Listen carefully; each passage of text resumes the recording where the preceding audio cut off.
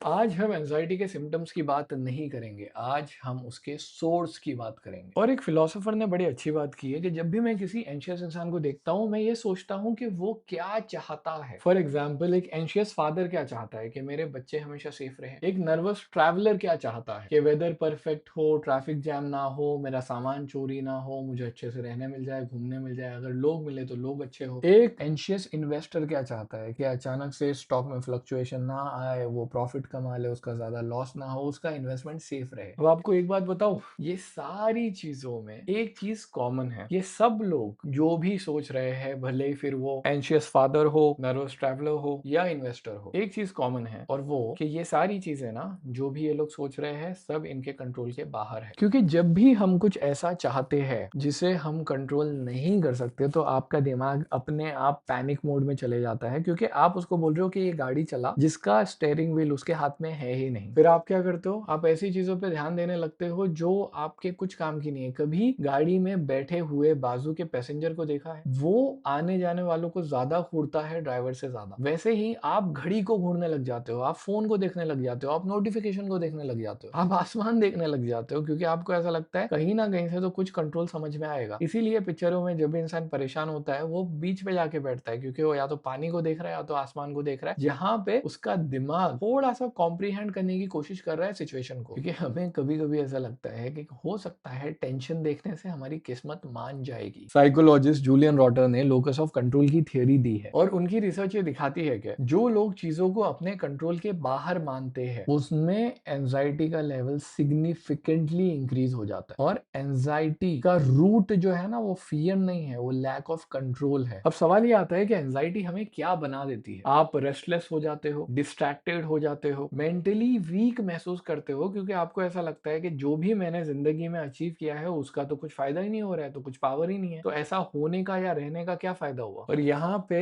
आप अपने इमोशंस के सर्वेंट बन जाते हो, गुलाम बन जाते हो। न्यूरो साइंटिस्ट रॉबर्ट सपोल्स्की, जो स्टैनफोर्ड के प्रोफेसर है, उनकी रिसर्च के मुताबिक जब आपको क्रॉनिक एंजाइटी होती है ना, तो ये आपके दिमाग को स्ट्रेस से फ्लड कर देती है। यहाँ पे आपकी डिसीजन मेकिंग, क्योंकि ये नहीं चल रहा है, तो डिसीजन मेकिंग खराब हो जाती है, और फिर आपकी जो परफॉर्मेंस है, जो आपको ऐसा लगता है कि अगर मैं टेंशन लेके काम करूंगा तो मेरी परफॉर्मेंस इंप्रूव होगी, वो एक्चुअल में डिग्रेड होती है। मतलब जिस एंजाइटी को आप इतने ध्यान से सीरियसली ले रहे हो, उसका काम एक्चुअली आपको हेल्प करना है ही नहीं। और इतनी किताबें जिन्होंने लिखी है, जो प्रोफेसर होते हैं, जो फिलोसोफर्स होते हैं, वो एक सिंपल चीज बोलते हैं, अगर आप कंट्रोल में नहीं हो तो आप टेंशन ले रहे हो, एक्शन नहीं।